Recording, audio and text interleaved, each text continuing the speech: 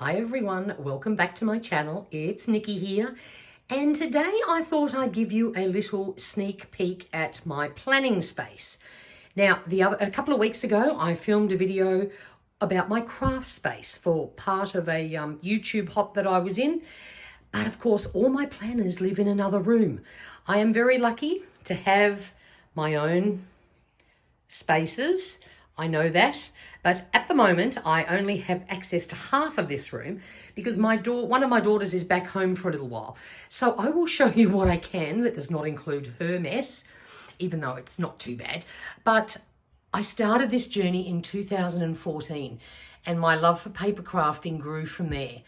I saw, I think on Instagram, a picture of a decorated planner and I went, oh my God, I want to do that. But of course, we couldn't get anything like that in Australia. So I ummed and ahed and all the rest of it, joined a few groups on Facebook, and I won a happy planner. That's one of the ones that is at the end there. 2014 this happened, and in 2015 I won the planner and I started my decorative planner journey that of course has evolved into many other things. I did a few years in Happy Planner. I then moved on to A5 ring bound with inserts, did that for a few years, did try Traveler's Notebook, and of course I have a few of them there at the end, but that was not for me. I have some personal planners size in the middle there. Have never really used them for planning because the space just sort of wasn't enough, I thought. And now, of course, I'm in a Hobonichi Weeks, which is probably one of the smallest I've ever used, but it's working perfectly for me right now. So my collection isn't huge, but I love every one of them. And that shelf is now full. So for the moment, I will stop at that. Now down here, I have a selection. Actually, hang on, let's try and avoid too much glare. In those containers are planner clips, charms for Traveler's Notebook and all those sort of things. Next door here is how I store my stickers. It's not the most functional way, but it takes up the least amount of space. So all of my big sheets are in this tub and all of my little sheets are in this one. I would love to have them all in albums like some people use, but I don't have the space for all the albums. So this system works for me. I just flip through and find what I want each week. I also have washi samples that I've received in Happy Mail and stuff like that. Down below here is a selection of more generic sticker sheets. I've got a heap of sticky notes that I laminated and punched holes in for when I was A5 ring bounding. I may well go back to that one day, so I've kept them. And down below here is just some clips and planner bands and stuff like that. Of course, that's all how I store all my small stickers. It's just very easy to flip through and find what I want. In this basket here is an absolute ton of ephemera, large stickers, just all sorts of pretty things that I use for decorating dashboards or whatever.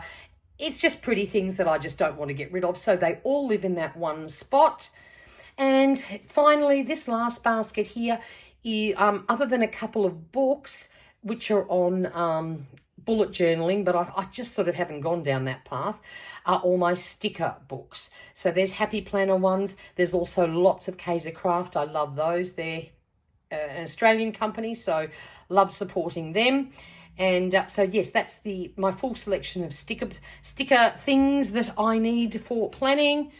Nowhere near as much as what some people have, but it's more than enough for me. Now down below here, this is some of the junk journals that I have made. These are the ones that I have kept and I've loved making those. A few little pretty books and journals just in a pretty pile there. I have my little pencil case, which has my little collection of pins stuck into it. And in there is some folders of goodies that are all grouped together, ready to decorate various planners, but of course I haven't had time. And here's my favorite cup that I got at a Brisbane Planner Girls meetup. I'd hate to use it because I don't want it to break. Oh, and my daughter's guitar. Down below here in these two drawers is where I simply store all the packaging needs and everything for sending out orders for my shop. And here is my desk. It's not huge, but because all I do in here is planning and sometimes some other work stuff on my laptop, it's more than big enough. Now, over here on the right, you'll see this set of drawers. They are full of washi tape. Don't tell anybody, but yes, it's real. I would prefer it if they were all on display and there's, you know, those beautiful clear containers you can store washi in, but I don't have anywhere to put them. I worked out if I use those clear containers, I would need 8 of them, and I just don't have space. So I just hide them all nicely in those drawers and no one needs to know about my washi addiction. I have my cute little soft mermaid and a penguin there. Some of my skinny washi I've got in that dish there. Just find it easier to find certain colours. And then on my desk I have a candle. I have that beautiful piece of coral that I actually found on the beach. Just a couple of pens that didn't fit in my other pen holders, you'll see in a minute. Some various stationery items that I use on occasion. I just like to keep them handy on my desk. Now, pens. Anyone say pens? Does anyone need a pen? I've got plenty to spare. I've got some Kiki K and similar in there.